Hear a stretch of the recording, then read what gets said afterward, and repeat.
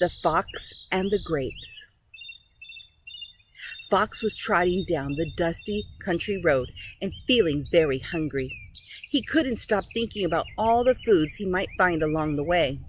"Maybe I'll find an orchard of crisp apples," he said to himself, "or maybe a vegetable garden filled with crunchy green beans." He paused, looked around, and shook his head with disappointment. On both sides of the road were meadows of wildflowers. "Well, there are lots of flowers, but I do not see a single thing to eat," he said, very sadly. Fox continued down the road, getting hungrier with every step. Then, to his great relief, he saw something different. It was a house and a grape arbor. "That is truly a beautiful sight," he exclaimed as he hurried to the grape arbor and stood beneath it. The arbor was made of slats of wood held up by sturdy poles. Twisting vines grew around and up the poles and all along the wood slats. Hanging from the vines were large bunches of deep purple grapes that looked juicy and ripe. "Now all I have to do is find a way to reach those grapes," Fox thought, "and that will be easy for someone like me." Fox stood up on his hind legs and stretched his front paws up farther and farther until he couldn't reach any higher. But he was still too far below the delicious-looking grapes.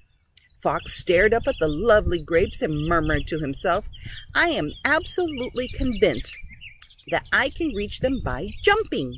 After all, I'm a truly excellent jumper." Fox got a good running start, and then he jumped as high as he could, reaching out to grab a bunch of grapes. Thud! He landed hard on the ground, and his paws were still empty. He hadn't even come close to getting the grapes.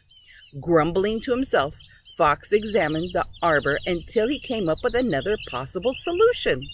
"Ordinary red foxes can't climb poles," he thought, "but I bet I can. I'll just climb one of the poles and reach the grapes."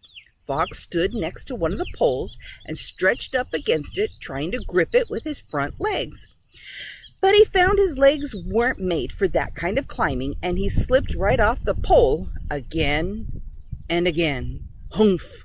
Fox snorted. "I've tried everything, reaching, jumping, and climbing, but nothing has worked."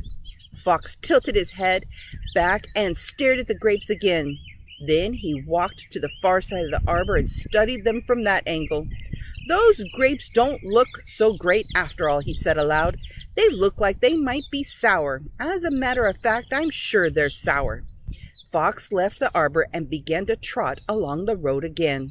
As he walked, he held his bushy tail high and muttered to himself, "Sour grapes, sour grapes. I didn't want those sour grapes anyway." The moral of the story is, when you can't have something, it's easy to say it's not worth having.